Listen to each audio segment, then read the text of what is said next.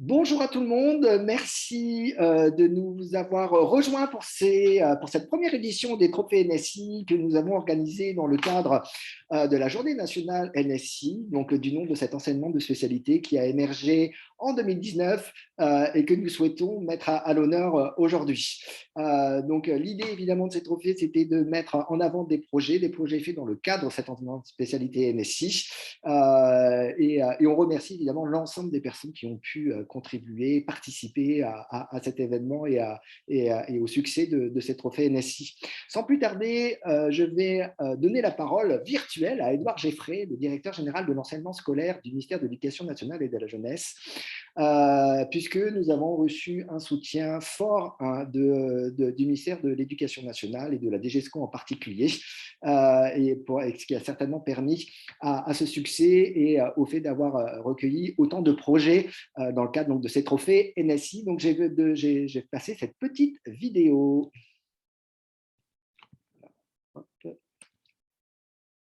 Mesdames et messieurs, chers élèves, je suis très heureux d'ouvrir avec Mediwas, de Talents du numérique, cette cérémonie de remise des trophées NSI. Pour être tout à fait franc avec vous, j'aurais bien aimé être parmi vous. Il se trouve que je ne peux pas pour des raisons professionnelles d'agenda un peu compliquées.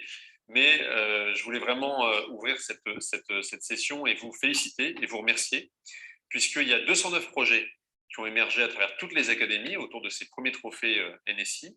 Il y aura donc 7 prix qui seront remis dans les minutes et les heures qui viennent. Et ça dit quelque chose en fait de très important, c'est que cette spécialité numérique et sciences informatiques, elle s'est véritablement installée. Elle s'est installée dans la réforme du baccalauréat d'abord, puisque, comme vous le savez, et du lycée, puisque, comme vous le savez, en première, nous avons désormais quasiment 15% des élèves qui choisissent la spécialité numérique. Et elle s'est installée plus généralement dans la société, puisque en choisissant cette spécialité, vous construisez en fait un parcours d'avenir qui répond à un besoin, qui répond d'abord à un besoin économique, bien sûr, à un besoin de formation. Vous savez qu'il y a plus de 500 000 emplois dans le domaine du numérique qui sont j'allais dire, actuellement sur le marché. Il y en aura encore beaucoup d'autres dans les années à venir. Le numérique représente une part croissante du PIB. Et puis, plus généralement aussi, notre monde s'est profondément numérisé. Il y a des continuums finalement entre les différentes sphères de la vie publique et de la vie privée qui sont établis par les outils numériques. Nous avons tous dans nos poches des smartphones qui ont la capacité de traitement du plus gros ordinateur d'il y a seulement 30 ou 40 ans. Bref, nous avons besoin de comprendre ce monde, de le décortiquer, de comprendre les tenants et les aboutissants, de construire aussi le cadre éthique qui s'y applique, et pas seulement son cadre informatique. Et tout ça, c'est la spécialité NSI qui vous permet de vous préparer à ce monde-là et d'en être demain, évidemment, les acteurs. Et quand je dis demain, je dis en fait aujourd'hui, puisque ces trophées NSI montrent que vous êtes désormais, d'ores et déjà, dès vos classes de première ou de terminale, les acteurs du numérique. Alors, deuxième élément qui est important aussi, c'est que, et j'y tiens beaucoup, c'est tenu beaucoup à l'Éducation nationale et le ministre notamment, la part des jeunes filles augmente en NSI, puisque la première année, en 2019, on était un peu moins de 10% de jeunes filles, de jeunes lycéennes qui choisissaient la spécialité. Nous sommes désormais à 18,5%, donc c'est une très belle performance. Et je sais qu'il y a de très nombreuses lycéennes qui se sont mobilisées pour ces trophées, donc je les remercie en particulier. Surtout, soyez les ambassadrices, et plus généralement d'ailleurs, soyons collectivement les ambassadrices et les ambassadeurs de la promotion du numérique et des sciences informatiques auprès des lycéennes. Nous ne pouvons pas passer de la moitié des cerveaux et nous ne pouvons pas nous passer des talents des lycéennes, des étudiantes et des futurs ingénieurs, etc., en matière numérique. Donc, ces trophées, c'est aussi l'occasion de faire passer ce message, de lutter contre certains préjugés, contre certaines représentations qui sont dommageables pour les jeunes collégiennes et lycéennes, qui sont dommageables derrière pour l'ensemble de ce pays. Donc voilà, vous êtes les porteurs de tout cela. C'est-à-dire que vous êtes en fait des porteurs d'avenir, un avenir que vous construirez technologiquement, que vous construirez éthiquement. Et donc, vraiment, toutes mes félicitations et tous mes remerciements aussi à Talents du numérique et à Mediwas pour ces très très beaux trophées. Merci et à très bientôt. Merci, Monsieur Geffrey, pour ces petits mots d'encouragement et de soutien à notre initiative, une initiative d'ailleurs qui est collective, puisqu'il y a une quinzaine voilà, d'entités, d'organisations qui ont rejoint ce mouvement. Je vais du coup donner la parole pour une introduction à Mehdi Ouass, qui est le président de Talent du numérique, mais également CEO de l'entreprise Talent. Mehdi, est-ce que tu es avec nous? Est-ce que vous m'entendez? On t'entend très très bien. Je te laisse la parole pour faire une petite Et introduction. vous me voyez aussi? Et vous Oui, me voyez aussi? parfaitement. Bon, ben, très bien, très bien. Ben, bonjour d'abord à toutes et à tous. Je suis très heureux d'être avec vous aujourd'hui et puis de participer à cette première journée nationale du numérique. Alors, cette journée, elle est une formidable opportunité pour la promotion des métiers du numérique et donc de la formation, de l'enseignement qu'il nécessite en amont comme en aval du baccalauréat.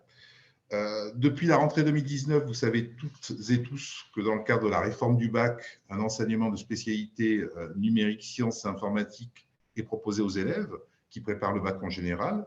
Nos organisations représentantes d'enseignement, de professionnels, d'entreprises et d'établissements de formation numérique ont toutes salué cette décision, qui est la promesse d'un enseignement du numérique et de l'informatique plus dense et structurée. C'est une demande très forte de l'ensemble de notre écosystème. Et elle fait suite à cette révolution numérique qui concerne l'ensemble des secteurs, des métiers et des compétences associées. Elle doit être ouverte et inclusive. Et donc, il est impératif que l'ensemble de la population dispose de connaissances suffisantes, lui permettant d'évoluer avec discernement et esprit critique dans ce monde numérique, d'appréhender ces transformations dans l'ensemble des secteurs, d'être pleinement acteur de ces évolutions en tant que citoyen éclairé. Et c'est de notre responsabilité. Sans vous inonder de chiffres et de statistiques, j'aimerais quand même partager avec vous un premier bilan chiffré. Les chiffres de 2019 et 2020 sur le choix des orientations des lycéens en première nous ont rassurés sur l'appétence des jeunes dans ce type d'enseignement, malgré une forte disparité régionale et naturelle entre sexes. 2,6% des filles contre 15,2% de garçons ont choisi NSI en 2019. Aussi, on a 9% des élèves de première générale qui ont choisi NSI en 2020, ce qui représente un peu plus de 34 000 élèves. C'est la seule spécialité scientifique qui a progressé de 2019 à 2020. Néanmoins, sans freiner notre enthousiasme, plus de la moitié de ces élèves ont abandonné NSI en terminale. Et donc, on se retrouve avec un peu moins de 17 000 élèves en terminale qui ont choisi l'option NSI. Parmi les combinaisons les plus fréquentes, qui regroupent la moitié des effectifs, 3 sont scientifiques, mais aucune ne comporte NSI. Il faut aller chercher à la 11e place pour retrouver NSI, représenté par 2,5% des élèves. Donc, la route et le travail est encore long, et la sous-représentation des filles se retrouve dans tous les enseignements scientifiques, hormis la SVT, et en particulier dans la NSI. Même s'il faudra du temps pour mesurer l'impact de la réforme et de l'avènement de NSI, la question de l'attractivité de cet enseignement est posée pour les rentrées qui viennent. C'est un sujet d'inquiétude au sein de notre écosystème. Il convient donc de mobiliser pour sensibiliser l'ensemble des jeunes et leurs prescripteurs, les professeurs, les professionnels de l'orientation et bien sûr les parents. Et cet enseignement, son contenu, son potentiel et son intérêt. Cette journée, si elle est réussie et si nous arrivons à la renouveler, pourrait largement y contribuer.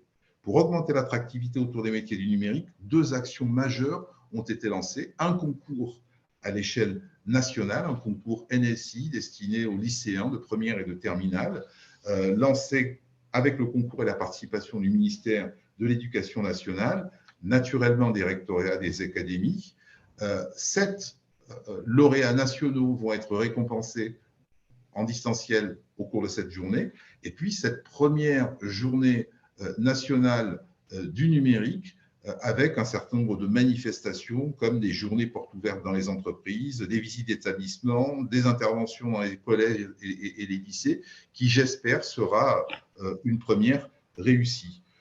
Je voudrais finir en remerciant tous les organisateurs et les partenaires de ce premier projet qui ont œuvré pour que cette première édition soit une réussite.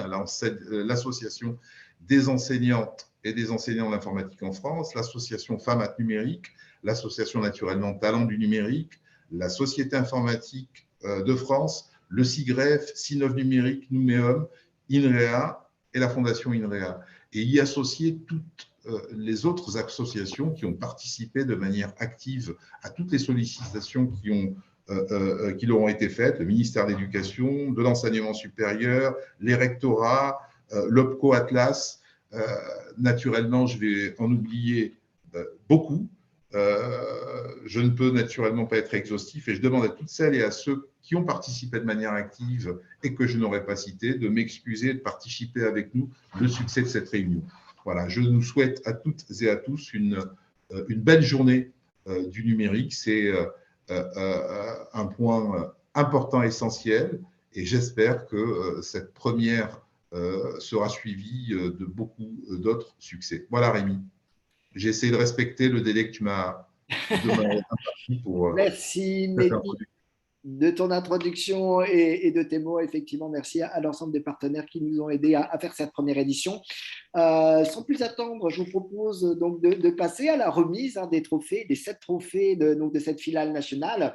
Voilà, avec un petit bémol avant de commencer. Donc, nous avons décidé évidemment de diffuser les vidéos des 7 lauréats de chacun des trophées que nous remettons aujourd'hui. Toutes les vidéos sont évidemment intéressantes et méritées d'être diffusées. Certaines ont une qualité audio un peu faible, donc je vous remercie de votre bienveillance par rapport à certains sons, certaines qualités de son, mais encore une fois, l'ensemble est de qualité. Sans plus tarder, je vais donner la parole à Jean-Marc Augier, qui est le président du comité numérique de France Université, président de l'Université de La Rochelle, qui va remettre le trophée de la créativité. Jean-Marc, es-tu avec nous? Je suis avec vous. Bonjour à toutes et à tous. Bonjour, chers élèves, chers parents, chers collègues, chers partenaires industriels. C'est avec beaucoup de plaisir que France Université participe à cette aventure collective. France Université, ça ne vous parle peut-être pas, mais c'est en fait l'ensemble, c'est une association qui réunit tous les présidents d'universités de France. Et j'ai en charge de la question du numérique au sein de cette association. Ça vous permettra de savoir à quoi correspond France Université. Je vais juste dire quelques mots en rebond de ce qui vient d'être dit par le président du Talent du numérique sur le fait que l'université est désormais de plus en plus ouverte sur l'amont et sur l'aval. L'université, c'est généralement entre 3 et 8 ans d'études à l'université, suivant qu'on s'arrête à la licence, qu'on va au master ou au doctorat, mais qu'elle est très ouverte sur l'amont, avec le lycée notamment, et sur l'aval avec les milieux socio-économiques et les entreprises.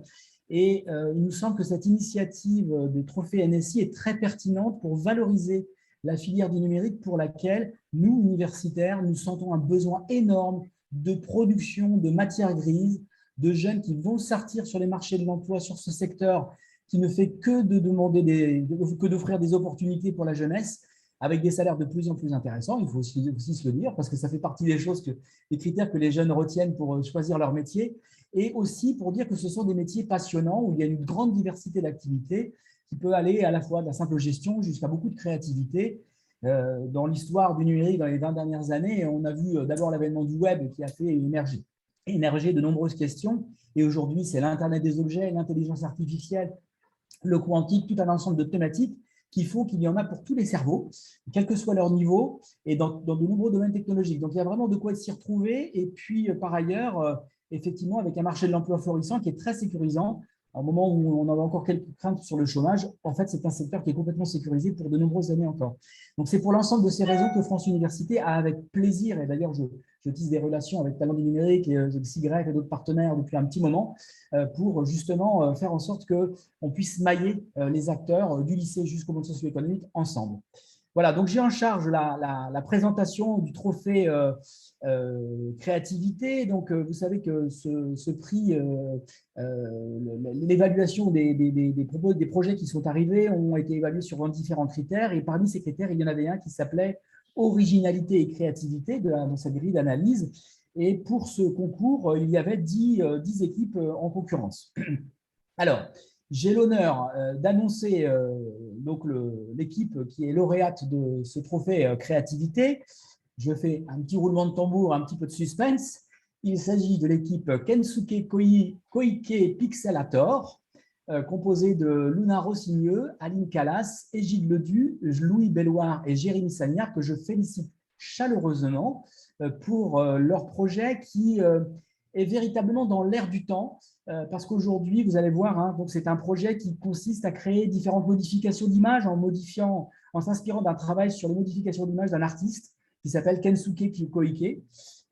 Et ces modifications sont principalement liées de la géométrie, ce qui fait que cet art se marie très bien avec la programmation. Et les élèves ont créé un programme qui permet différentes modifications d'images à la manière de cet artiste.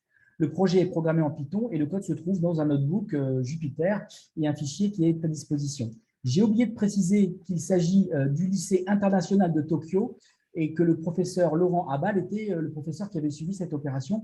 Je les félicite chaleureusement. Et je voulais juste dire, avant de lancer la vidéo que Rémi va faire lancer, je suppose, que ça fait beaucoup de sens aujourd'hui, au moment où on essaie de travailler au décloisonnement entre le numérique et tous les secteurs d'activité, que de les relier à l'art, parce que l'art est un moyen aussi de communiquer sur la science différent. Et de nombreuses universités sont en train de se pencher sur cette question, sur art et sciences précisément. Voilà, donc je félicite chaleureusement les lauréats et je suppose que Rémi va enchaîner avec la présentation. Exactement, je vais basculer, je vais faire, alors félicitations évidemment au lycée international de Tokyo et aux 5 lauréats. Je vais arrêter ce partage-là, rebasculer dans une autre vidéo. Je vais repartager là, je vais lancer la petite vidéo. Mettez bien du son et c'est parti. Bonjour à tous, aujourd'hui nous allons vous présenter notre projet pour les trophées NSI 2020. Voici l'équipe. Je m'appelle Louis. Je m'appelle Jérémy. Un petit souci. Bonjour à tous. Aujourd'hui, nous allons vous présenter notre projet pour les trophées NSI 2020. Voici l'équipe. Je m'appelle Louis. Je m'appelle Jérémy. Alors, c'est du mal à passer. Alors, je ne sais pas comment faire. Il va charger, Rémi, apparemment. Ah ouais, effectivement, ça charge au fur et à mesure. Alors, je vais replacer un petit peu en arrière. Ah, c'est bon, ça va être mieux là. Bonjour à tous. Aujourd'hui, nous allons vous présenter notre projet pour les trophées NSI 2020. Voici l'équipe. Je m'appelle Louis. Je m'appelle Jérémy. Je m'appelle Égide. Je m'appelle Aline. Je m'appelle Luna. Notre projet s'inspire du travail de Kensuke Koike, un artiste japonais qui utilise des images afin de les modifier. Il peut faire des découpages, des sections de carrés, par exemple. Donc, pour reproduire ces modifications, nous avons créé un code par Python qui permet toutes ces modifications. Lorsqu'on le lance, il nous pose premièrement la question si on a déjà une image en tête, c'est-à-dire si on a un lien. Pour le moment, on n'en a pas, donc on va juste répondre non. On nous propose alors une banque d'images différentes dont on va choisir celle qu'on veut modifier. Vu qu'on travaille sur Kensuke Koike, je propose qu'on utilise la numéro 16 qui est Kensuke Koike. Par la suite, on va nous proposer différentes modifications possibles. La première étant l'extraction du carré de l'image. Je propose qu'on prenne celle-là aussi. Il faut à chaque fois mettre le numéro de l'image, de la modification qu'on veut faire. Et l'image s'affiche tout en bas du code. On peut voir ici toute la modification possible, ainsi que la deuxième image s'affiche. Une idée d'amélioration possible était d'avoir une autre variable qui permettait d'avoir plus de flexibilité dans les choix aux utilisateurs. Par exemple, choisir la taille des carrés blancs ou de l'écart entre les deux carrés. Donc, voici notre projet. Vous pouvez expérimenter en faisant des modifications d'images ou expérimenter avec d'autres modifications. Merci pour nous avoir écoutés. Merci de nous avoir écoutés. Merci beaucoup. Merci. Bonjour à tous. Aujourd'hui, nous allons vous présenter notre projet pour les trophées NSI 2020. Voici l'équipe. Je m'appelle Louis. Je m'appelle Jérémy. Je m'appelle Égide. Je m'appelle. Excusez-moi. Donc effectivement, merci à eux. Alors j'espère que de Tokyo, Luna, Aline, Égide, Louis et Jérémy sont peut-être connectés. Est-ce qu'ils sont parmi nous, avec nous? Oui, on est là, on est là.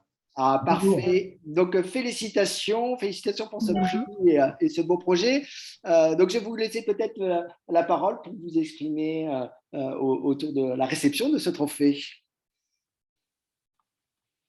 Bonjour, je pense que je vais prendre la parole du coup. Je vais parler pour toute mon équipe, même s'ils ne sont pas avec moi actuellement, ils sont à d'autres maisons. Dans l'ensemble, le projet, il nous a vraiment plu et du coup, on est vraiment content sur ça. On voulait remercier aussi notre professeur parce que l'idée vient principalement de lui. Ce n'était pas notre idée à nous de faire Kensuke Koike. Du coup, voilà, merci Monsieur Abal, parce que je sais qu'il l'a. Et on est aussi très reconnaissant au jury, parce que je pense qu'ils ont remarqué l'implication qu'on a mis dans notre projet. Donc, nous sommes bien évidemment fiers de recevoir ce prix. Du coup, voilà, merci encore. Et pour rebondir un peu, qu'est-ce qui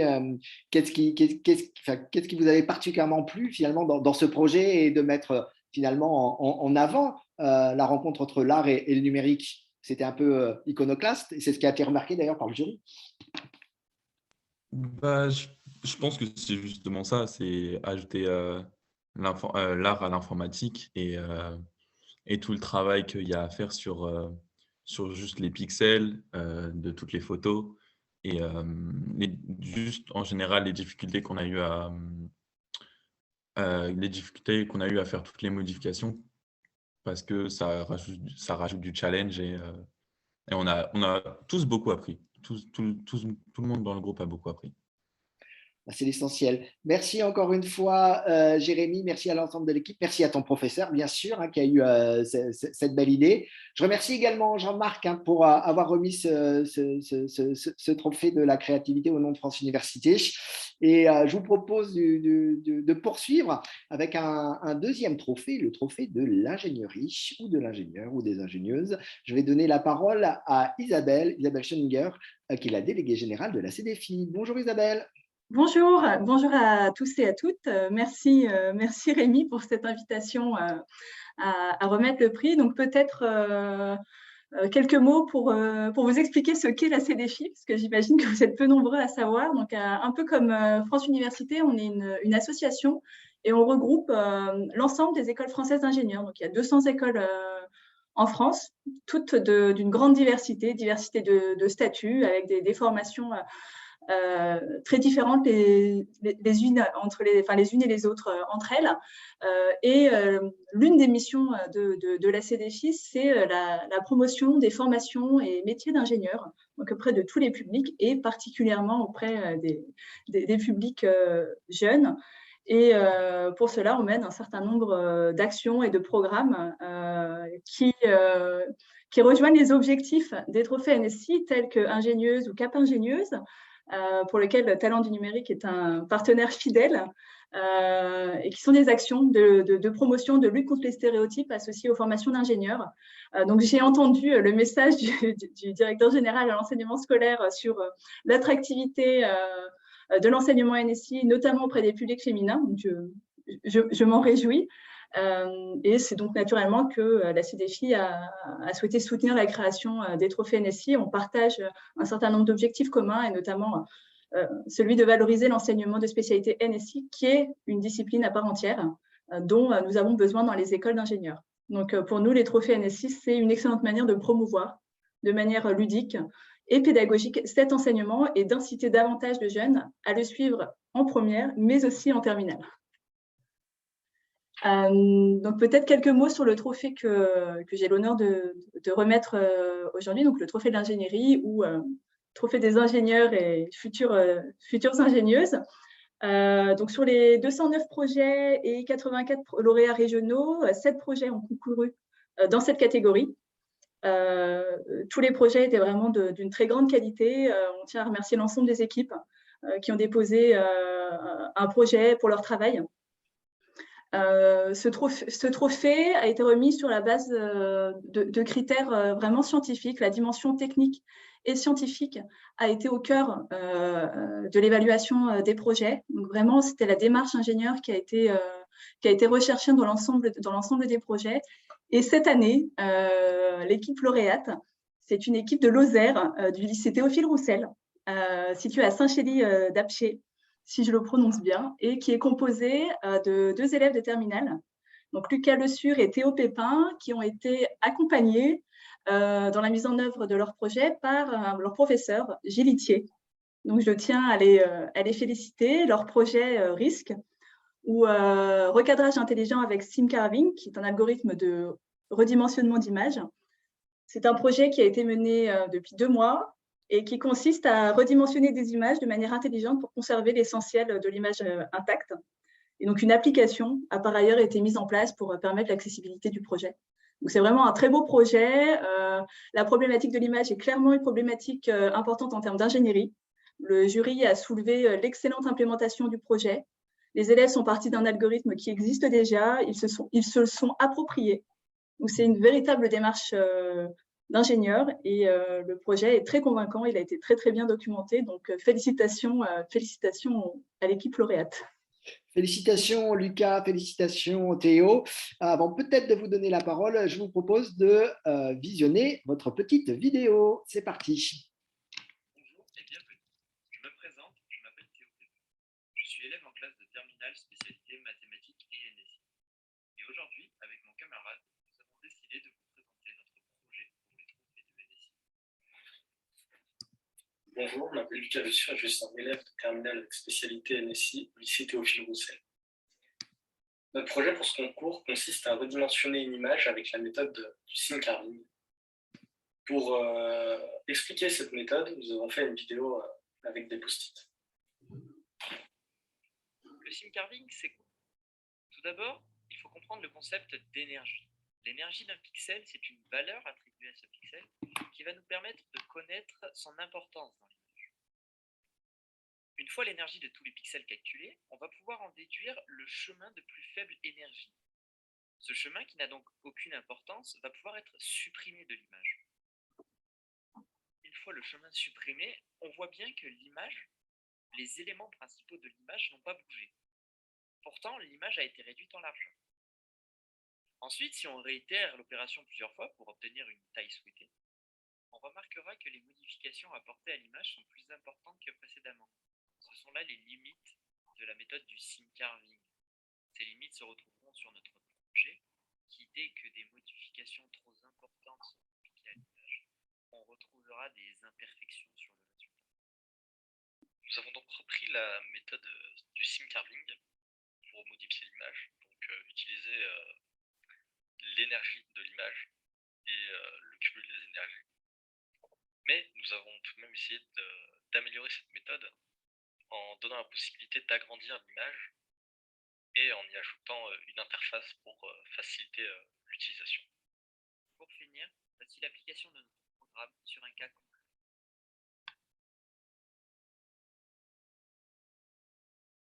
Parfait, merci. Je vais donner du coup la parole peut-être à Lucas ou Théo ou au lycée Théophile Roussel. Je pense que je vous ai vu connecté. Est-ce que vous êtes avec nous? Oui. Bravo Lucas, bravo Théo. En plus, voilà, vous êtes avec vos professeurs, j'imagine. Donc, bravo à l'ensemble de l'équipe et à vos professeurs. Alors, qu'est-ce que ça vous fait d'être mis ainsi à l'honneur sur la dimension technique scientifique de votre projet, qui avait été particulièrement apprécié par l'ensemble des jurys régionaux et nationaux? Ça nous fait vraiment très, très plaisir parce que ce projet, on l'a vraiment pris à cœur. Ça nous a aussi pris du temps. On a essayé de chercher justement plein de solutions pour qu'il puisse être accessible à tout le monde, que tout le monde puisse s'en servir, même quelqu'un qui ne s'y connaît pas en informatique. Et je pense qu'on a réussi à faire ce qu'on voulait. Merci. Alors, je vais peut-être donner aussi un peu la parole à vos enseignants qui vous ont soutenu, dans l'accompagnement que vous avez fait de ce projet. Qu'est-ce que vous avez particulièrement, qu'est-ce que vous aviez trouvé de particulièrement remarquable? En fait, c'est leur investissement personnel. Surtout que cet investissement s'est fait en parallèle des cours. Donc voilà, ça a été un très gros investissement. Il y avait la période des écrits des spécialités à passer. Voilà, donc c'était en plus. Et voilà, ils ont été remarquables. Nous, on leur a donné l'idée au début. Et en fait, c'est eux qui ont tout fait de A à Z. Voilà. Bravo. Lucas, Théo, pardon? Oui. Louis, Lucas et Théo, alors voilà, on est en fin d'année. Les projets pour peut-être l'enseignement supérieur se précisent. Qu'est-ce que vous allez faire par la suite? Vous allez aller dans des études d'informatique, j'espère. Oui, personnellement, moi, je suis, j'ai validé mes vœux Parcoursup pour aller à Polytechnique, Polytech Montpellier. Et Théo moi, j'ai été accepté en classe préparatoire en MP2I à Saint-Étienne. Bon, très bon choix, les deux, les deux entités. Je vois Isabelle qui sourit parce que j'imagine très bien que cela correspond effectivement à des établissements membres, que ce soit de Talent Numérique ou de la CDFI. Bravo en tous les cas à vous deux. Encore une fois, merci pour l'investissement que vous avez mis dans ce projet. Mais voilà, merci bien. Juste un dernier mot. Bien sûr. Je crois que Théo avait juste un petit mot à dire pour la vidéo. C'était pour s'excuser par rapport à la qualité du son. On a fait ça donc vraiment à la fin, donc au début des vacances, et on a fait avec un peu ce qu'on a pu, donc on tenait à s'excuser justement pour le son de. Non, vous êtes tout excusés. On comprend très bien aussi que que le timing était serré. On le sait très bien que le calendrier était serré pour ces trophées et que parfois les équipes ont dû faire comme ils pouvaient avec les outils qu'ils avaient à leur disposition. Donc, ne vous excusez pas et en tous les cas, encore bravo et merci. Je vous souhaite, et on vous souhaite collectivement le meilleur pour la suite. Merci. Merci à Isabelle également pour la participation à ces défis. Et je vous propose de poursuivre avec un autre trophée. Alors, hop, j'avance avec le trophée de la mixité. Gros sujet pour le numérique et l'informatique en général. Est-ce que Corinne Dajon est avec nous? Tout à fait. Est-ce que tu m'entends, Rémi? Je t'entends parfaitement bien, Corinne. Merci d'être avec nous. Je te laisse la parole. Je suis vraiment ravie aussi. Bonjour à toutes et à tous. Je suis ravie d'être avec vous pour ces trophées NSI. Alors, très rapidement, moi, je suis depuis plus de 30 ans dans les systèmes d'information avec toujours une envie renouvelée de travailler dans ce secteur du numérique. Donc, voilà, je suis ravie aussi de voir les projets et les élèves enthousiastes. Et donc, il faut poursuivre. Il y a de très, très belles carrières à y faire. Donc, j'ai travaillé dans différents domaines. Donc, voilà, tous les métiers aujourd'hui sont concernés par ce numérique au cœur de l'économie et de la compétitivité des grandes organisations. Donc, il faut y aller.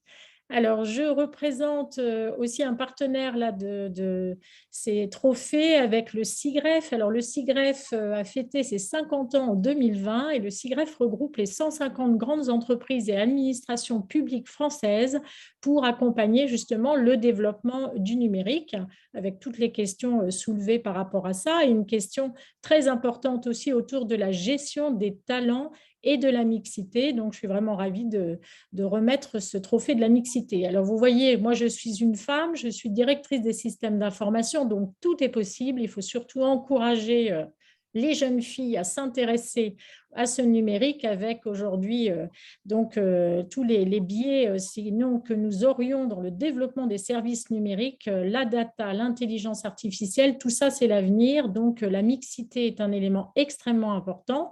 On ne pourrait pas se passer de 50% de la population, donc c'est un appel très très important porté par le SIGREF et par l'association Femmes Numérique que je préside depuis le début de l'année, donc avec beaucoup d'associations, avec Talent du numérique. Nous travaillons sur ce sujet. C'est comme une grande cause nationale en fait et de plus en plus nous attirons l'attention de tous sur cette mixité indispensable dans les métiers du numérique. Voilà, mais je crois que tout le monde là est bien au fait de ça. Cet après-midi, on voit de beaux projets. Et donc, je vais avoir le plaisir de remettre ce trophée de la mixité.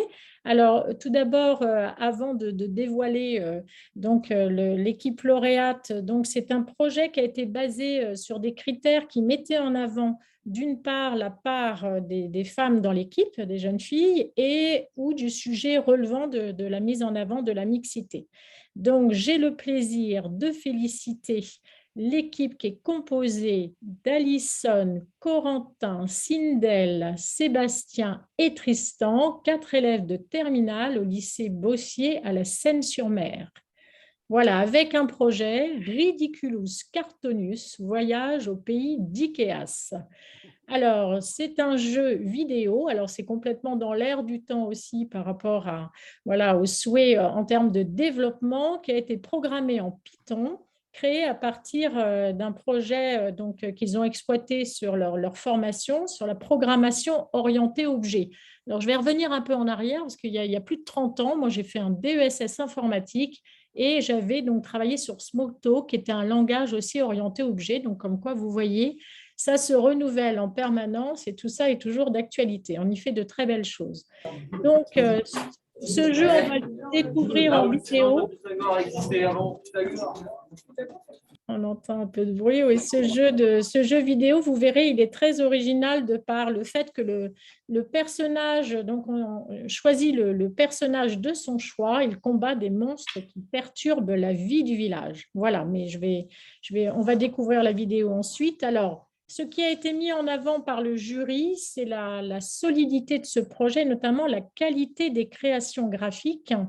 Et donc, moi, ce que je mets aussi en avant, tout comme le jury, c'est la mixité de cette équipe. Et j'ai beaucoup aimé aussi la répartition des rôles, avec ce rôle mixte au niveau de la programmation et au niveau justement du graphisme de ce jeu. Donc, félicitations vraiment à l'équipe pour ce bel équilibre trouvé dans la répartition des rôles et responsabilités. C'est quelque chose qui nous a beaucoup plu pour remettre ce trophée de la mixité. Et peut-être, Rémi, on peut le visualiser maintenant. Exactement. Donc, je vais basculer sur la vidéo. C'est parti. Bienvenue, chers visiteurs. Je me présente. Je m'appelle Sindel. Vous êtes ici pour quelque chose, n'est-ce pas? Tout d'abord, laissez-moi vous présenter les personnes qui ont participé à l'élaboration de ce projet. Sébastien, Corentin et moi-même étions chargés de la programmation. Alison et Tristan ont permis la mise en image de notre jeu. Alors, prêt pour l'aventure? Ridiculus Cartonus, voyage au pays d'Ikeas, est un jeu d'heroic fantasy programmé sur Python. Il possède une particularité surprenante, il se déroule dans un monde extravagant et en carton. Le joueur incarne le personnage de son choix. Demande ton soldat. Les magies de ou le chevalier de carton. Il se liera d'amitié avec une drôle d'elfe, Oriana Aetris, avec qui il devra sauver son village du méchant dragon chat. Miaou. Alors, dans ce combat final, on a fait en sorte que, comme avant, nous avons réalisé plusieurs combats, on a forcément perdu beaucoup de points de vie. Alors, on a fait en sorte d'utiliser nos points de compétence pour pouvoir nous régénérer. On a deux choix, soit oui, ce qui nous permettra de nous régénérer, soit non. On fait le choix 1 pour se régénérer. Ça va afficher nos points de vie avant de lancer le combat. Et ça nous demande si on veut utiliser une potion. Et vous verrez la suite, évidemment, quand vous rejouerez un jeu. Alors, prêt à jouer à Ridiculus Cartonus? Un grand bravo encore. Et ils étaient accompagnés par leur professeur. Donc, on peut aussi féliciter qui a accompagné ce projet. Alors, je recherche son nom, Monsieur Renouf, je crois. Oui, merci Corinne. Je vais donner tout de suite la parole donc, à cette équipe, puisque je vous vois apparaître. Donc, bravo pour ce prix. Voilà, quel est votre premier ressenti pour avoir gagné un trophée sur le sujet de la mixité? Qu'est-ce que ça vous évoque? Eh bien, nous sommes... La qualité du son n'est pas très bonne. Alors, il y a des... nous sommes ravis d'avoir mis en commun toutes nos qualités pour pouvoir construire un projet. Et nous sommes contents d'avoir été reconnus pour ça. Et le fait justement d'avoir travaillé dans une équipe mixte, qu'est-ce que, selon vous, cela a apporté à votre équipe et à vous-même peut-être également? Eh bien, différentes visions, notamment avec des idées différentes déjà.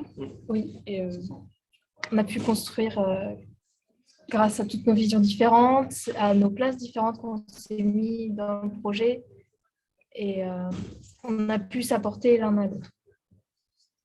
Parfait. Alors, je ne sais pas si vous êtes en première ou en terminale. Est-ce que vous envisagez de poursuivre vers l'informatique vous-même?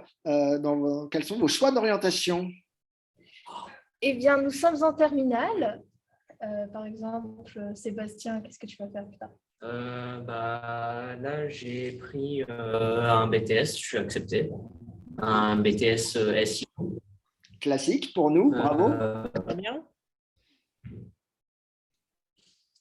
Moi, j'ai demandé un BUT MMI. Pour l'instant, je suis encore sur les attentes, mais j'espère être acceptée.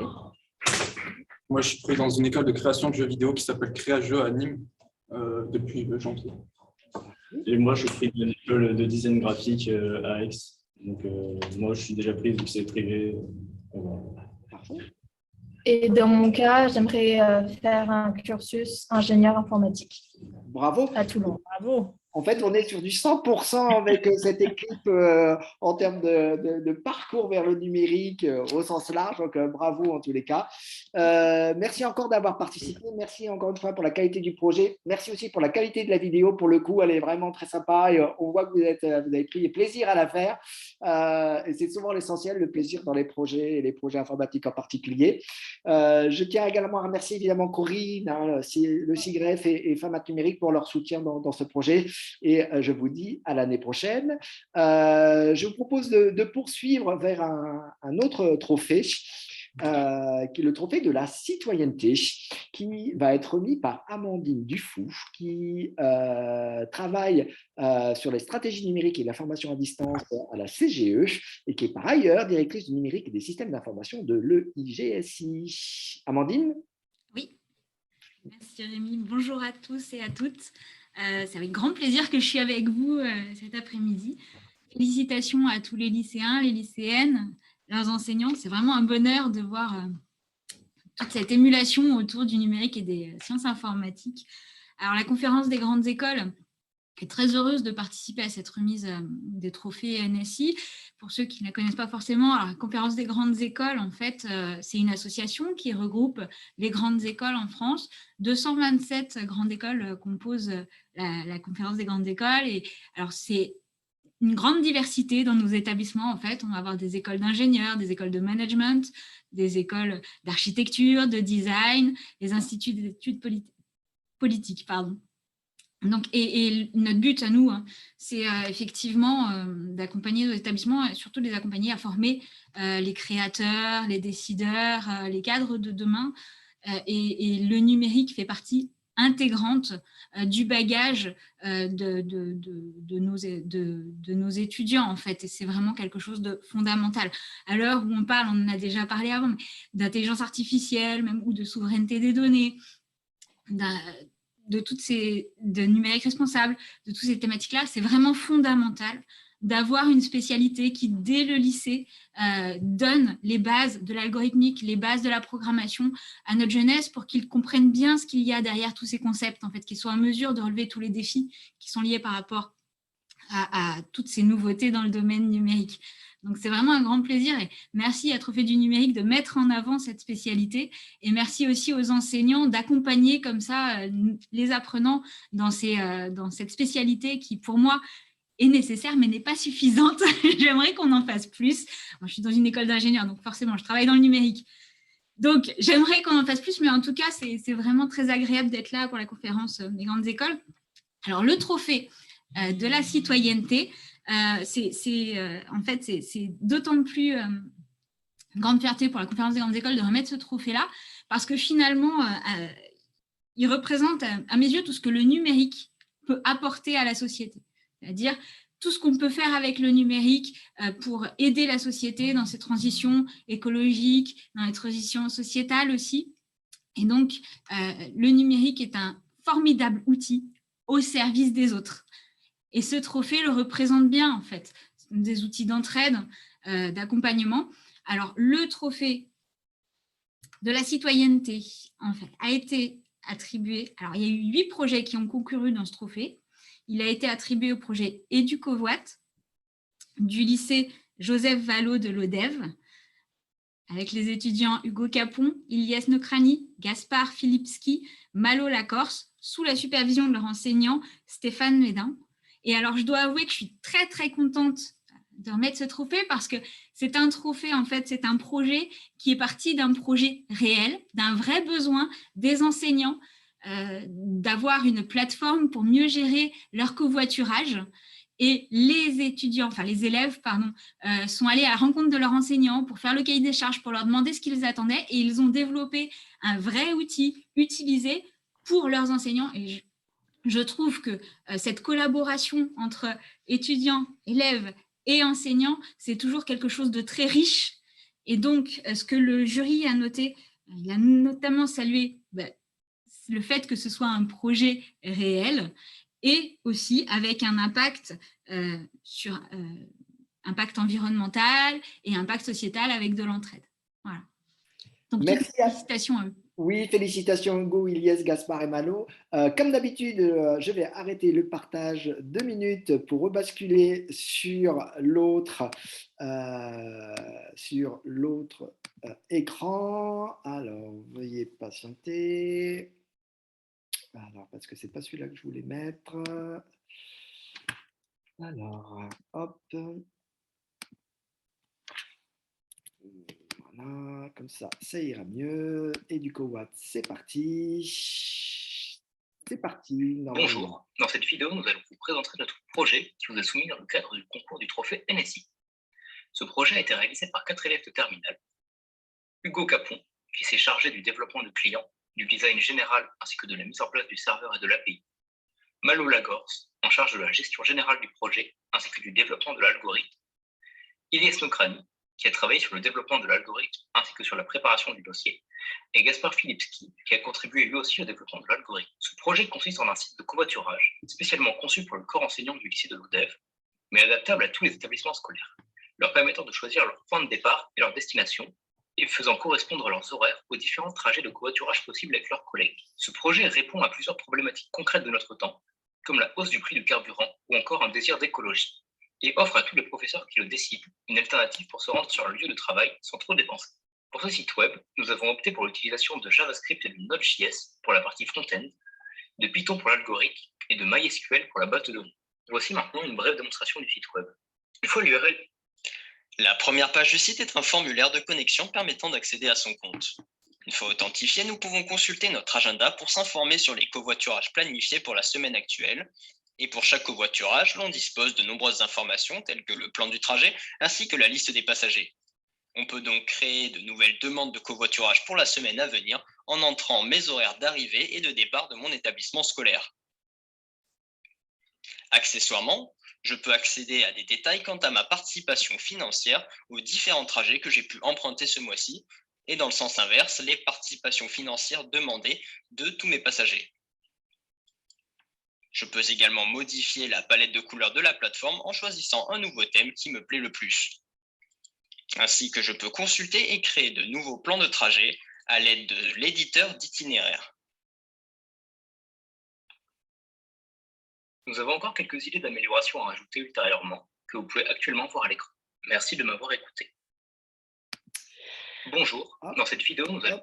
Voilà, j'arrête évidemment la petite vidéo, j'arrête le partage là, je vais rebasculer sur la présentation générale.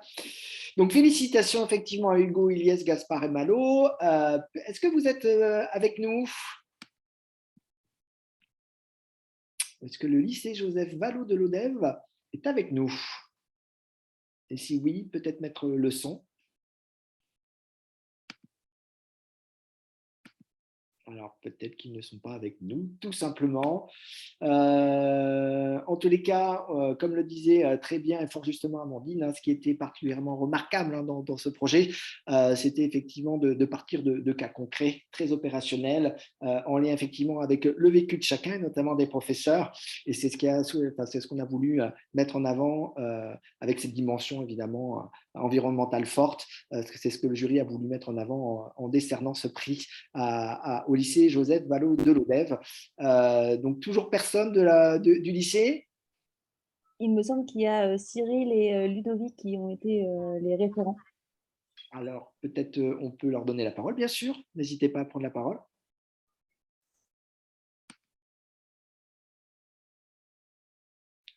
Non, toujours pas? Non. Alors, ce que je vous propose, Cyril a activé son micro. Ah, bonjour Cyril. Bonjour à tous. Bonjour à tous. Moi, je suis l'IA hyper référente sur l'Académie de Montpellier de la NSI, donc c'est particulier. Je ne participe pas à l'équipe, j'ai participé au jury qui a sélectionné ce projet. Effectivement, il nous a énormément séduit. Surtout la dimension du terrain qui nous a beaucoup plu. C'était vraiment les enseignants qui sont venus voir la classe de NSI pour leur dire voilà, nous, merci Vincent, nous, on a ce besoin, est-ce que vous pourriez nous aider? Et effectivement, ils ont relevé le défi et de manière magistrale avec une application extrêmement aboutie et en plus extrêmement séduisante. Vraiment, c'est un beau projet. Exactement. Ce qui me permet de remercier, hein, ça a déjà été fait, mais l'ensemble des IAIPR hein, qui sont mobilisés dans les 22 territoires du trophée. Et sans vous, certainement, cela n'aurait pas marché aussi bien. Donc, je vous remercie d'avoir fait le lien avec les enseignants et les différentes équipes projets. C'est très agréable de travailler avec vous. Je vous propose de poursuivre, s'il n'y a pas d'autres interventions sur ce projet, pour donner la parole à Bernard Ourgan-Lian, qui est président de la commission éducation de Numéum, l'organisation professionnelle des entreprises du numérique, par ailleurs directeur technique et sécurité de Microsoft, pour le trophée spécial du jury. Bonjour Bernard. Bonjour Rémi, bonjour à toutes et à tous, j'espère que vous m'entendez bien. Très bien. Alors c'est parfait. Donc pour ma part, je suis vraiment très heureux et très honoré de pouvoir remettre ce prix. Ce prix, c'est un prix un peu particulier, parce que c'est un prix qui résulte finalement d'un coup de cœur pour un beau projet qui ne répondait pas nécessairement à l'ensemble des critères qui avaient été demandés, mais qui pour autant a vraiment séduit le jury, il a interpellé et qui a donc souhaité le récompenser à travers ce prix spécial du jury. Donc au total, il y a 12 projets qui ont concouru pour ce prix, qui sont tous issus des finales régionales. Et donc pour ce prix, je vais avoir le plaisir d'annoncer l'équipe qui est lauréate de ce trophée spécial du jury à travers un projet qui s'appelle Before TIOBI. Donc, l'équipe projet est composée de Hugo, Jasmine et Antoine, qui sont élèves de terminale au lycée Pierre Corneille de Rouen. Et qui ont été encadrés par monsieur Marc-Aurélien Chardine, qui était effectivement leur professeur. Et donc, qu'est-ce que c'est que ce projet? En fait, pour les gens qui connaissent les langages de programmation, TIOBI, c'est un index de popularité qui est très connu auprès des informaticiens, qui donne en fait l'index de popularité des langages de programmation. Et en fait, ce qui est intéressant dans ce projet, et c'est pour ça que le jury l'a choisi, c'est que c'est un projet qui mêle à la fois le numérique, hein, mais aussi l'histoire. En effet, TIOBI, c'est un index qui permet depuis 2001 de connaître quels sont les langages de programmation les plus populaires. Hein. Mais avant 2001, il y avait finalement très peu de données disponibles. Et donc, l'idée qui a été imaginée par l'équipe projet, c'est de se fondé sur un certain nombre de textes issus de la revue Computer World, qui est très connue dans le monde du numérique, qui sont parus entre 1967 et 2005, qui sont d'ailleurs disponibles gratuitement sur archive.org. Et ça a aidé les élèves à remonter le temps, finalement, là où s'arrête aujourd'hui l'index TIOBI, donc pour savoir quels étaient les langages de programmation tels que le Fortran, le Lisp, le COBOL, qui sont aujourd'hui des langages qui sont pour la plupart d'entre eux un peu oubliés, mais qui ont joué un rôle extrêmement important à leur époque. Et en fait, ce travail a permis finalement de faire des recherches textuelles dans un contenu qui était effectivement issu d'une revue informatique et a permis l'utilisation d'un algorithme qui est très connu en traitement de chaînes de caractères, qui est l'algorithme de Boyer-Moore-Horspool, et qui leur ont permis effectivement d'aller chercher une chaîne de caractères à l'intérieur d'une autre chaîne de caractères et ainsi de repérer quels étaient les langages les plus connus et les plus appréciés à l'époque. Et donc, finalement, le commentaire du jury, c'est ce que je vous disais à l'instant, c'est un projet qui lie à la fois le numérique et l'histoire, et je pense que c'est un beau message à destination de ceux qui vont faire du numérique. Le numérique, ce n'est pas une science isolée, c'est une science transverse qui permet effectivement d'attraper tous les enjeux de la société et, d'une manière générale, aller piocher dans le front et le patrimoine de sciences complètement différentes. Et donc, à travers un projet qui à la fois est très solide techniquement, mais aussi cette volonté de faire référence à l'histoire, c'est la raison pour laquelle ce projet a été effectivement choisi. Donc, voilà l'annonce faite. Je pense, Rémi, que tu vas vouloir lancer la petite vidéo habituelle. Exactement. Merci Bernard. La voici. On va peut-être aller travailler, nous, non?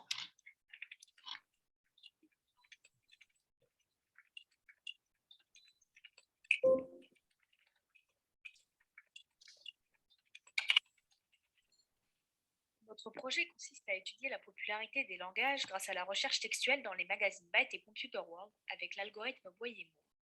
C'est un algorithme de recherche qui effectue moins de comparaisons qu'un algorithme naïf.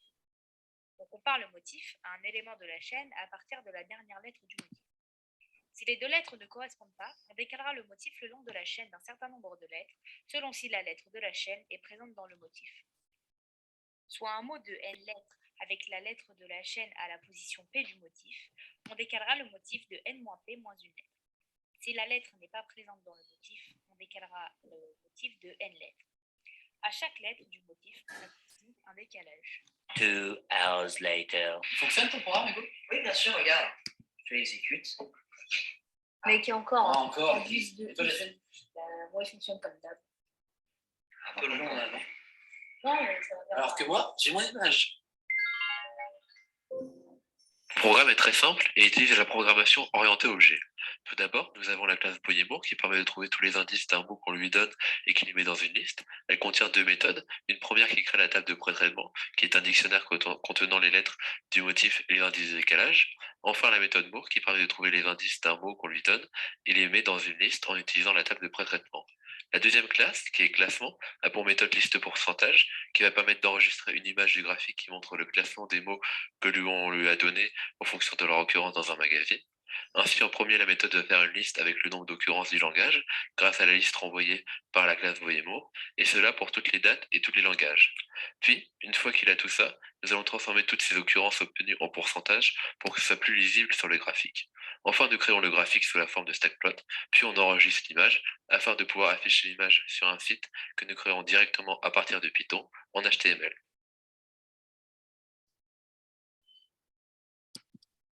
Bravo à Hugo, Jasmine et Antoine pour ce trophée. Est-ce que vous êtes avec nous, le lycée Pierre Corneille de Rouen? Oui, nous sommes là. Bonjour. Bonjour, félicitations pour avoir gagné ce trophée. J'ai une première question. Qu'est-ce qui vous a, comment avez-vous identifié ce sujet? Comment est venue cette idée de travailler sur l'histoire de la programmation? En fait, durant notre chapitre sur la recherche textuelle, on a essayé de chercher du coup dans tout ce qui est joystick, les vieux magazines, les pages qui nous permettaient d'avoir des informations sur de vieux jeux ou de vieilles séries. Et on s'est dit que ça aurait été intéressant parce qu'on connaissait le site Tuobi pour savoir quels étaient les réseaux les langages les plus populaires à cette époque. Et puis, on s'est dit ça pouvait être un bon projet pour ce concours.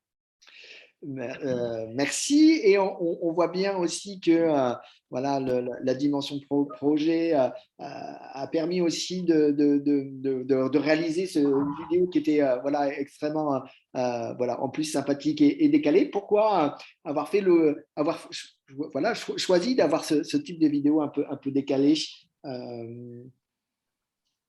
Bon, on voulait en fait faire quelque chose de pas trop scolaire, un peu humoristique, que ce soit agréable à regarder, que tout le monde puisse comprendre aussi. Ce sont des très bonnes raisons. Je pense que vous êtes en terminale de mémoire et à vous également, j'ai envie de vous poser la question. Est-ce que ce projet et finalement cet enseignement de NSI vous a inspiré pour poursuivre vers un parcours vers le numérique ou l'informatique? Oui, personnellement, totalement, parce que maintenant, j'envisage un cycle ingénieur informatique pour pouvoir plus tard travailler dans la cybersécurité. C'est ce que j'aimerais beaucoup faire. Et moi, c'est dans mes choix d'avenir d'entrer dans une prépa ingénieur à MP2I l'année prochaine. Bravo, c'est de très bons choix. Je vois Bernard qui hoche la tête. Je pense que la dimension cybersécurité lui fait particulièrement plaisir. En tous les cas, alors je ne sais pas si vous aviez un troisième compère, s'il est parmi avec vous. Non, il est absent malheureusement. Voilà, en tous les cas, vous le remercierez de notre part. Merci également à votre professeur qui vous a accompagné et bravo. Je vous propose de poursuivre vers un autre trophée puisque nous arrivons vers les deux trophées principaux qui sont les meilleurs projets premières et le meilleur projet terminal. Donc pour le trophée du meilleur projet première, je vais donner la parole à Isabelle Debled-Renson de la Société informatique de France et qui est également professeure des universités. Isabelle, est-ce que tu es avec nous? Oui, tout à fait. Merci. Bonjour à toutes et à tous. Et félicitations à tous les participants à ces trophées du numérique. Je trouve ça très, très intéressant et très motivant pour la suite. Donc, quelques mots déjà sur la Société informatique de France. Donc, moi, je suis vice-présidente enseignement de la Société informatique de France, dite la CIF. Et donc, la CIF, c'est une association qui rassemble toutes celles et tous ceux pour qui faire progresser l'informatique est un métier ou une passion. Et donc, une des missions de la CIF, c'est la promotion de l'informatique et en particulier la promotion de l'enseignement de l'informatique. Par conséquent, la spécialité NSI apparue dans les lycées en 2019 est une grande avancée pour nous, avec aussi des répercussions dans l'enseignement supérieur, où les membres de la CIF, il y en a pour beaucoup, sont enseignants dans le supérieur, donc ça a un impact non négligeable sur nos professions. La CIF soutient donc les actions qui visent à promouvoir l'enseignement de l'informatique et nous soutenons donc les trophées NSI qui récompensent les meilleurs projets effectués dans le cadre de la spécialité NSI. Par conséquent, je suis ravie de remettre le prix du meilleur projet de première effectué en classe de NSI. Et donc, quelques mots sur ce qui se passe en première. Il y a 4 heures de NSI par semaine et donc un quart du volume horaire d'enseignement doit être consacré à la réalisation d'un projet par groupe de 2 à 4 élèves. Donc, le projet est une grande part de l'enseignement fait en NSI en première. Donc, cette année, il y a eu 18 projets de première qui ont été présentés et l'équipe lauréate du projet du meilleur projet de première est l'équipe du projet Snowflake du lycée Claudel d'Ottawa. Donc, félicitations à eux et les participants. L'équipe de ce projet était Thomas McNamara, Alexandre Aumet, Catherine Langille et Simon Ngassam, et leur professeur est Nathalie Brasset. Donc, félicitations à eux. Alors, quelques mots sur le projet Snowflake, qui est un projet très original et intéressant. Donc, son objectif, c'est d'implémenter le modèle mathématique proposé par Norman Packard pour la simulation de la croissance des flocons de neige. Et en fait, cette simulation correspond à un jeu de la vie sur une grille hexagonale et il est possible, dans le cadre de leur programme, de paramétrer avec d'autres règles que celles du modèle de Norman Packard afin d'améliorer la simulation. Ils ont aussi fait une interface graphique qui permet de visualiser différents éléments, par exemple d'observer la simulation de la croissance, de découper un flocon ou encore de faire des analyses statistiques. Alors, le jury a été particulièrement enchanté par ce projet qui utilise des automates cellulaires pour décrire la formation des flocons de neige. Le programme est interactif avec la possibilité d'exploiter les simulations créées et le jury a précisé que le code est très bien écrit. De plus, le jury a particulièrement apprécié que ce projet ait été présenté aussi dans des écoles primaires dans le cadre de la Fête de la Science avec beaucoup de succès. Et la présentation du projet, aussi bien via la vidéo que les documents, a été évaluée excellente par le jury. Donc vraiment, félicitations à l'ensemble de cette équipe et je pense que nous allons regarder maintenant leur vidéo. Exactement. Alors, comme d'habitude, je vais arrêter le partage pour me rendre là. Je vais sur... Voilà, hop, pour basculer sur... Normalement, c'est apparu. Bonjour, nous sommes des élèves de première au lycée Claudel d'Ottawa. Nous vous présentons notre projet Snowflake, simulation de flocons de neige. Notre première inspiration pour ce projet vient d'un cours en enseignement scientifique. Nous avons étudié les structures cristallines et en particulier les flocons de neige. En étudiant ce sujet, nous avons pu découvrir un livre intitulé La petite histoire des flocons de neige, écrit par Étienne Guis, qui propose plusieurs modèles de la formation d'un flocon. En découvrant le modèle de Paccard, nous avons eu l'idée d'étendre le domaine de ce cours à la NSI et de tenter de simuler, grâce au langage de programmation Python, la croissance de flocons de neige. Notre projet est basé sur le modèle mathématique de Norman Paccard, sur la création des flocons de neige, qui, grâce à des principes physiques, a pu établir des règles pour modéliser la croissance d'un flocon. On commence avec une grille d'hexagone, car c'est la figure de base d'un flocon. Si une case de vapeur possède 1, 3, 4, 5 ou 6 voisins gelés, elle gèle. Mais si elle possède 0 ou 2 voisins gelés, elle reste en la forme de vapeur. En suivant les mêmes règles, on a programmé une simulation. La voici. On peut voir les principes physiques mentionnés précédemment. Premièrement, il y a la création de branches, qui s'explique par le fait que quand une molécule de glace touche plusieurs molécules de vapeur, elle est cernée de vapeur et va grandir plus vite. C'est pour cela qu'on remarque des branches sur les flocons. Ensuite, il y a le facettage. Donc, quand une molécule d'eau en forme de vapeur touche plusieurs molécules gelées, hexagones de glace, il y a plus de chances de se geler. Quelques améliorations possibles seraient de développer une meilleure interface, de travailler le stockage des données pour mieux gérer la mémoire vive, et de chercher à pouvoir modifier de manière dynamique la grille et jouer avec des échelles différentes de flocons. De plus, dans le cadre de la Fête de la Science, nous avons partagé ce projet avec des classes de primaire qui ont découvert les principes du modèle mathématique de la simulation. Grâce à ce projet, nous avons créé de très beaux flocons de neige. Bonjour, nous sommes des... Je rebascule vers la présentation principale. Hop, veuillez patienter. Donc, est-ce que Thomas, Alexander, Catherine ou Simon sont avec nous? Oui, bonjour. Oui, bonjour. Merci d'être avec nous. Je crois qu'il est très tôt à Ottawa, donc on vous remercie de vous être mobilisés. Bravo, félicitations. Alors, qu'est-ce que ça fait de recevoir le premier trophée pour les premières concernant l'enseignement de spécialité NSI? On est vraiment contents. On ne s'y attendait pas vraiment parce qu'on y avait travaillé longtemps, mais ouais, on pensait qu'il y aura beaucoup de bon travail. On a vu beaucoup de bonnes choses présentées aujourd'hui, mais on est vraiment contents qu'on ait été capable de bien faire aujourd'hui avec le travail qu'on a fait sur cette simulation qu'on a beaucoup aidé à programmer nous-mêmes. La question que j'ai envie de vous poser, vous êtes en première, donc pourquoi avoir fait le choix de NSI en première et surtout, est-ce que vous comptez garder NSI en terminale?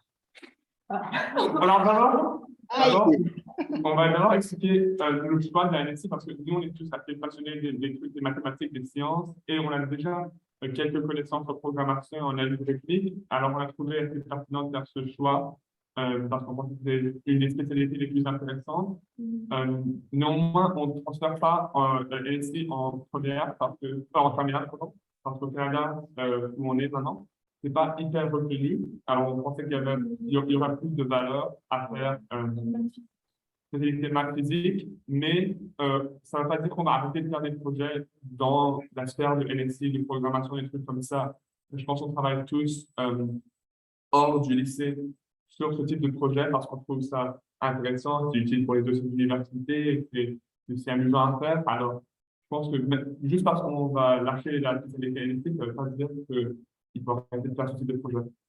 Moi, je vais prendre la parole, je vais un peu compléter parce qu'on est confronté à un problème en Amérique du Nord, c'est que justement la spécialité NSI est maintenant reconnue en France, il y a encore du travail. En Amérique du Nord, une université comme Waterloo, qui est quand même prestigieuse en informatique et puis en mathématiques, demande pour un bac français la spécialité physique et la spécialité mathématiques en terminale. Donc, il y a encore un gros travail de promotion de la NSI à faire, notamment en Amérique du Nord. Alors, on essaie déjà sur le territoire français, métropolitain et outre-mer. On mettra peut-être ensuite les autres pays dans le monde. En tous les cas, merci de votre mobilisation. Merci de votre participation, hein, parce que je sais que c'est pas toujours évident lorsqu'on est dans les lycées français à l'étranger de rester connecté avec ce qui peut se faire sur le territoire français. Merci à Isabelle d'avoir remis le trophée et à la CIF d'être partenaire de nos trophées. Je vous propose de poursuivre vers le dernier trophée de cet après-midi, qui est le meilleur projet de terminale. Et pour le remettre, je vais donner la parole à Charles Poulmer, qui est le président de l'AEIF et qui est également professeur de NSI. Charles, je te laisse te présenter ton association. Alors, merci Rémi. Est-ce que tu m'entends et tu me vois? Alors, je t'entends très très bien, mais il y a tellement de personnes que je ne sais pas si je vois ta tête ou pas. En tout cas, je t'entends très très bien. Il faudrait voir ma tête, j'arbore un joli t-shirt. Non, c'est bon, je te vois, c'est bon. Voilà, tu es en face de moi. Effectivement, tu as un joli t-shirt. Voilà, un t-shirt trophée journée nationale NSI. Alors, bonjour à toutes et à tous. Merci d'être présent. Comme l'a dit Rémi, donc, je suis président de l'AEIF, donc l'association des enseignantes et enseignants d'informatique de France, qui est une association très récente, qui date de la nouvelle spécialité NSI. Cette association étudie surtout des questions qui intéressent l'enseignement de l'informatique et surtout au lycée.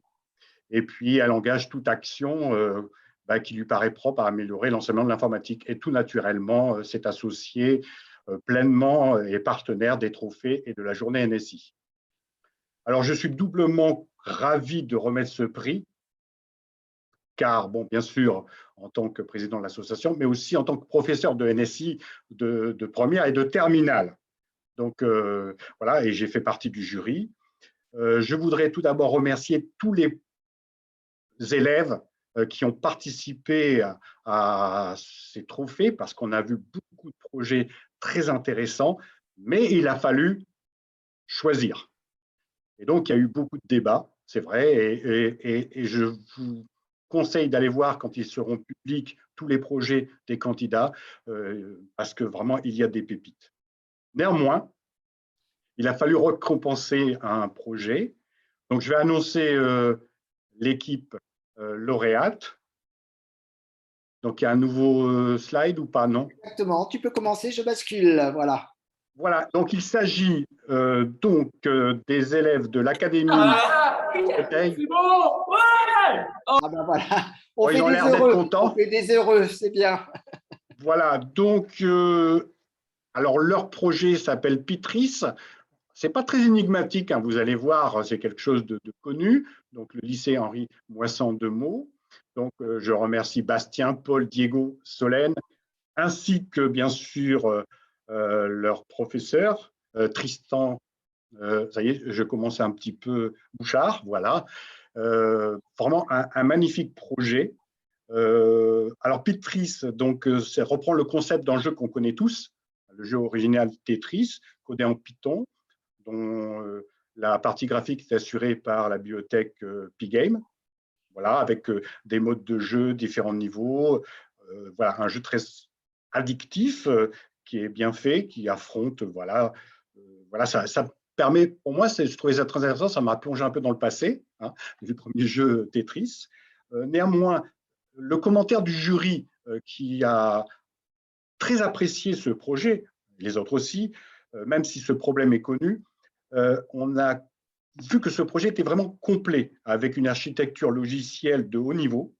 C'est un vrai travail d'équipe qu'on a senti dans les divers aspects hein, quand on a noté ce projet. La qualité de l'interface est impressionnante. Voilà, dans les membres du jury qui sont quand même des informaticiens ont vraiment été impressionnés par la qualité de ce travail. On a ressenti le plaisir de l'équipe qui a dû avoir disons, réalisé ce projet. Voilà. Et puis leur dossier, parce que c'est un ensemble de choses, est très agréable à lire, comme la vidéo que nous allons regarder. Et ce projet n'a aucun point faible. Alors, félicitations à tout le monde. Je crois qu'on fait des heureux et avant de leur donner la parole, pour que chacun connaisse ce projet, je vous propose effectivement de basculer sur la petite vidéo. C'est parti.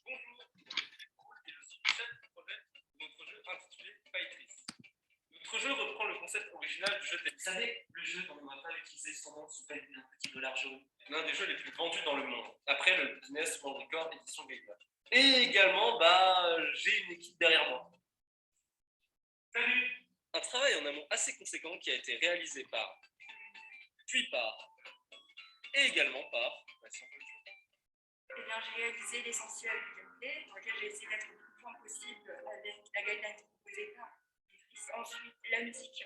Elle n'est pas littéralement derrière moi, mais je pense que vous avez compris. Et j'ai aussi été un peu la graphiste de service. Alors, de mon côté, je me suis occupé des fonctions annexes du gameplay. J'ai notamment fait les hospices et je me suis occupé d'une partie des menus. J'ai fait l'affichage du règlement. Alors moi, rien du tout. Je ne fais absolument pas partie du projet.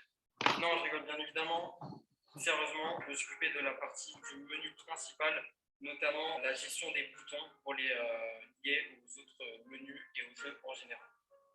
Voilà, donc nous avons pu entendre les différents développeurs par rapport à la création du jeu. Maintenant, passons à la phase de démonstration, ou la phase de gameplay, afin de vous montrer en direct comment on joue au jeu.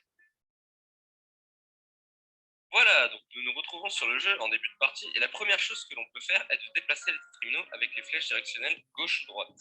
Pour tourner le tétrimino, il suffit simplement d'appuyer sur la flèche du haut. Si vous souhaitez le poser directement, appuyez sur espace. Ou, si vous souhaitez le poser en douceur, appuyez sur la flèche du bas. Votre objectif est de faire le plus de lignes possible afin de gagner le maximum de points. Mais faites attention, un système de niveau est présent et le jeu ira de plus en plus vite. Nous espérons en tout cas que vous arriverez à faire un maximum de lignes possible, que le score soit incroyable. Nous vous souhaitons un très bon moment sur notre jeu. Alors, bravo à Bastien, Paul, Diego et Solène. Je sais que vous êtes là puisqu'on voit votre enthousiasme. Peut-être faudrait-il mettre le son afin que je puisse vous poser quelques questions au lycée Henri Moisan. Est-ce que vous nous entendez? Oui. Est-ce que vous nous entendez? On vous entend très très bien. Bonjour.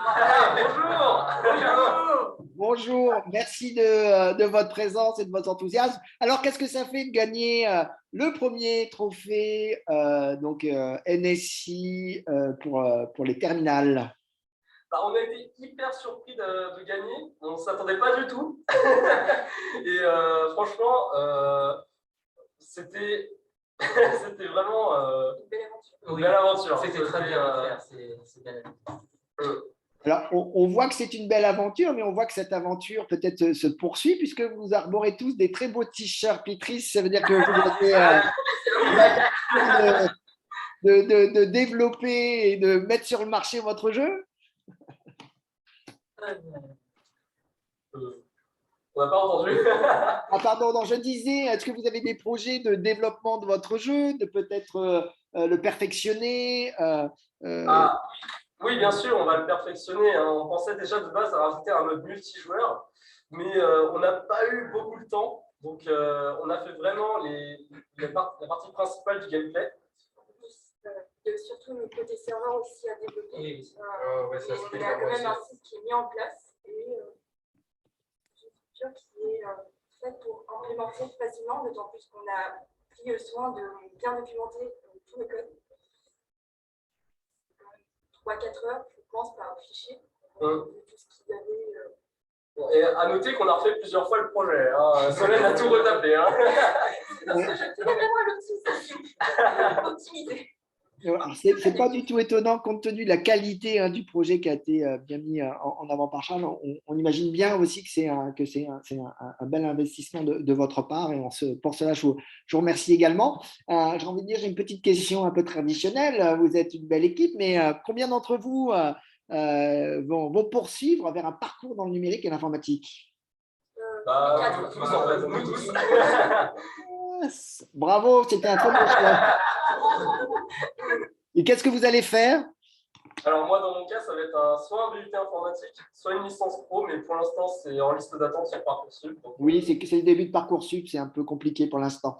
Mais ça va se décanter, ça va être de bonnes nouvelles, j'espère, pour la suite. Et ensuite? Alors moi, forcément, c'est plus sur des BTS, mais comme Diego, c'est en liste d'attente.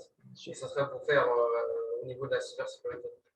Parfait. Là, c'est un très bon choix, la cybersécurité, c'est fort demandé. Et Solène? Alors, pour ma part, ce sera une prépa MP2I, enfin, je le souhaite, parce que je suis sur liste d'attente sur Parcoursup.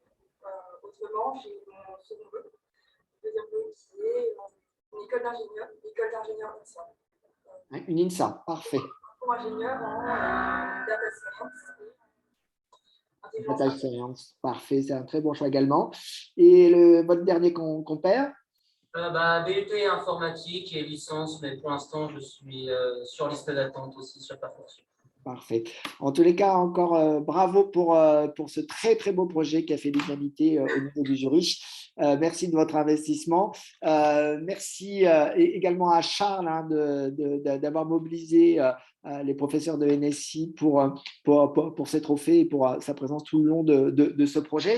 Avant de vous quitter, je souhaitais donner la parole à deux personnes.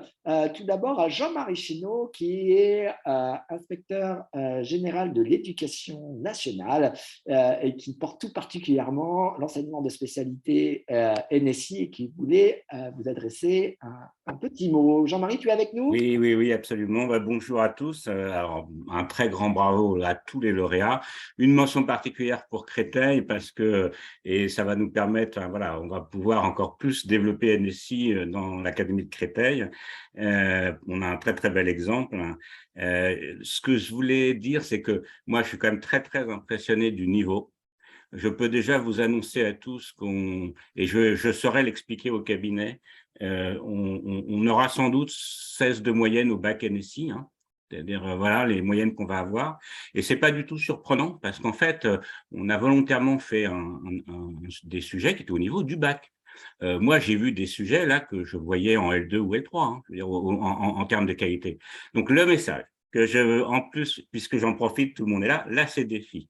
France Université, la CIF et puis Talent du numérique, j'ai entendu ce matin, mais quand on voit le niveau des élèves de NSI en terminale en informatique, ne pas faire de différence dans les formations d'info entre ceux qui ont fait NSI et ceux qui ne l'ont pas fait, je pense que ça, il faut vraiment qu'on y réfléchisse et il faudrait qu'on l'évite. On voit que ces jeunes, ils ont un niveau qui est incroyable et il faut qu'on en tienne compte dans nos formations du supérieur quand même. Voilà. Mais un très grand merci et puis vraiment, c'était une grande réussite. On va tout faire pour qu'elle se prolonge l'année prochaine. Merci à tous. Merci Jean-Marie. Et pour terminer, pour donner un mot de conclusion, alors c'est une petite vidéo de Monsieur Bruno Portis, qui est le président directeur général de l'Institut national de recherche en informatique et en automatique, l'INRIA, également partenaire des trophées NSI. Malheureusement, il vous prie de l'excuser, mais il ne pouvait pas être avec nous dans le cadre de cette visio. Donc, il a gentiment fait une petite vidéo que je vous propose de lancer. C'est parti. Bonjour à toutes et à tous, je suis Bruno Portis, le PDG d'INRIA, l'Institut national des sciences et technologies du numérique. Je regrette de ne pas pouvoir être parmi vous aujourd'hui 7 juin pour cette journée nationale des trophées NSI. mais je suis heureux de pouvoir partager avec vous quelques messages. Alors d'abord, un grand bravo à toutes celles et tous ceux qui ont permis le succès de tous ces projets pour les trophées NSI. Bien sûr, d'abord les jeunes qui se sont engagés dans ces projets, mais aussi toute la communauté éducative, les enseignants, les enseignantes, les inspecteurs, les délégués académiques au numérique éducatif, toute cette communauté éducative sans laquelle il n'est pas possible d'avancer sur ces sujets du numérique en milieu scolaire. Donc bravo aux jeunes, parce qu'il y a eu, je crois, plus de 200 projets qui ont été déposés sur la plateforme nationale, des projets avec de l'audace, de la créativité, il y en a qui parlent de langage de programmation, de cybersécurité, des jeux vidéo avec du sens sur les villes, sur le fonctionnement de notre démocratie, des simulateurs numériques de notre empreinte carbone. Donc plein de beaux projets qui ont aussi permis aux jeunes de rencontrer peut-être pour la première fois de leur parcours ou une des premières fois ce qu'on appelle le mode projet dans le numérique. C'est-à-dire cette manière de travailler à plusieurs, où on teste, où on échoue, où on revient sur le projet pour le faire évoluer. On a besoin aussi de premiers utilisateurs, de bêta-testeurs, et là je crois que ça a souvent été les proches, la famille, la communauté éducative aussi. Donc vraiment bravo à toutes celles et tous ceux qui ont fait le succès de tous ces projets. Ensuite, je veux dire que c'est important d'avoir une journée comme ça parce qu'on a des immenses enjeux devant nous dans la société où le numérique a un rôle important à jouer. Bien sûr, le numérique, il transforme tous les secteurs, il transforme aussi le secteur de l'éducation. INRIA est vraiment heureux d'être impliqué dans le programme national de recherche sur éducation et numérique aux côtés d'autres partenaires où nous allons avoir l'occasion de travailler avec la communauté éducative, où nous travaillons avec la direction numérique pour l'éducation, la DNE, que je salue, c'est l'occasion de la saluer, et évidemment, donc, le numérique transforme tous les secteurs dont l'éducation. Bien sûr, ça pose des questions de compétences. Il y a beaucoup de secteurs, que ce soit dans les entreprises, dans la fonction publique, dans les associations, où on a besoin de toutes ces compétences, de tous ces talents, avec des spécialistes dans le numérique, mais aussi avec de la culture générale, avec un socle sur le numérique. Et puis, on a besoin de citoyennes et de citoyens éclairés aux enjeux du numérique. Donc tout ça, ça fait beaucoup de travail devant nous, parce que le numérique, par exemple, dans l'éducation, il casse les cloisons entre les disciplines, il permet aussi d'apprendre différemment, d'enseigner différemment, d'avoir un accès différent au savoir, parce que se posent les questions liées à l'orientation, parce que aussi, il faut qu'on soit capable de rendre accessible au plus grand nombre, et ça commence avec les jeunes, tous les enjeux liés au numérique. Qu'est-ce qui se passe sur le web? C'est quoi la cybersécurité? Derrière l'intelligence artificielle, quels sont les mythes et les fantasmes, mais aussi la réalité? Le numérique, il change en quoi la santé d'aujourd'hui et de demain. Voilà. Donc, il y a des enjeux importants devant nous pour la société et c'est bien qu'il y ait une journée de ce type pour mettre en valeur le numérique dans le monde éducatif, pour mettre en valeur l'enseignement de spécialité NSI aussi. Et puis, ce que je veux dire, c'est que c'est important, me semble-t-il, je fais partie de ceux qui ont cette conviction, qu'on soit capable d'enseigner le numérique comme savoir fondamental le plus tôt possible dans les parcours éducatifs et ce bien avant le lycée. Je pense que c'est un enjeu qui est devant nous. Et un autre enjeu, et je veux vraiment insister dessus, c'est que le numérique, c'est fait pour les filles. Il faut qu'on cesse d'avoir seulement 18% des élèves qui prennent l'enseignement de spécialité NSI en première qui soient des filles, seulement 14% en terminale. Qu'en terminale, il n'y ait que 10% des élèves qui prennent à la fois NSI et mathématiques qui soient des filles. La France ne peut pas se permettre de se priver de 50% de ses talents. Et le numérique, c'est fait aussi pour les filles. Il y a des grands noms de l'histoire de l'informatique, du numérique qui sont des femmes. Il y a des grands noms aujourd'hui qui font le numérique en recherche, qui font le numérique dans les startups technologiques, dans les entreprises, qui sont des femmes. Et donc, le numérique, c'est fait pour les filles. Et il faut qu'on change collectivement nos représentations dans la société, dans les familles. On a tous un rôle à jouer, c'est très important.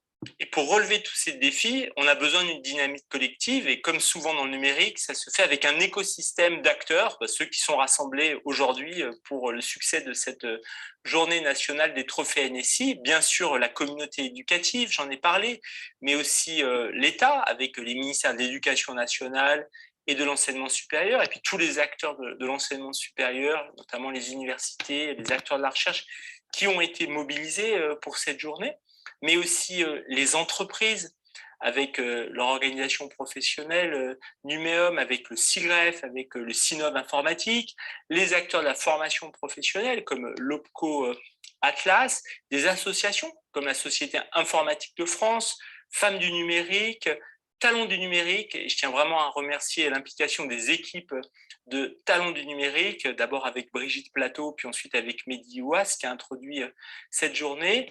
Voilà, il y a tous ces acteurs qui sont rassemblés, et j'en oublie peut-être d'autres, pour faire cette dynamique collective. INRIA sera toujours présent pour qu'on soit capable de relever tous ces défis. Et je voulais vraiment vous remercier de votre énergie, de cette belle énergie telle qu'elle se révèle dans cette journée des trophées NSI. Merci à Monsieur Bruno Sportis. Avant de vous quitter, je souhaitais du coup vous rappeler, alors si mon fichier s'ouvre, alors ça va prendre un peu de temps. Alors, ça ne s'ouvre pas. Un petit souci. Oui, pour vous rappeler que les gagnants des trophées se verront remettre un Raspberry Pi ou Starter Kit Arduino ou un kit Microbyte. Se verront remettre également une BD, Les décodeuses du numérique, qui a été éditée par le CNRS. On voit bien que le sujet de la mixité est un sujet extrêmement important. Ils se verront remettre également des places pour le salon Vivatech le samedi 18 juin. C'est notamment donné par l'association Femmes Numérique. Ensuite, sachez que les lycées des lauréats nationaux auront également un cadeau, un kit Raspberry Pi 400. Voilà, donc avant de vous quitter, évidemment, je tiens à vous remercier tous. Alors, je vais faire apparaître juste après voilà, l'ensemble des partenaires voilà, de ces trophées NSI. Et ce qui est certainement remarquable dans ces trophées, évidemment, c'est la mobilisation de l'ensemble de l'écosystème. Ce qui est parfaitement remarquable également, c'est la qualité de l'ensemble des projets. Donc, encore une fois, merci aux lycéens, lycéennes, merci à leurs professeurs, merci aux DAN, aux IAEPR, l'ensemble des personnes qui ont œuvré pour cette réussite. Et j'aurai un petit mot également pour Mélissa Cotin, qui est chef de projet au sein de Talents du numérique et qui a œuvré pour la réussite de ces trophées, de cette première édition. Et sans elle, je pense qu'on n'aurait pas eu voilà, une si belle cérémonie. Donc, merci à elle, merci à tous. Et j'ai envie de dire à l'année prochaine, je l'espère, en tous les cas. Et donc, voilà, à bientôt. Merci à tous, au revoir. Merci Rémi.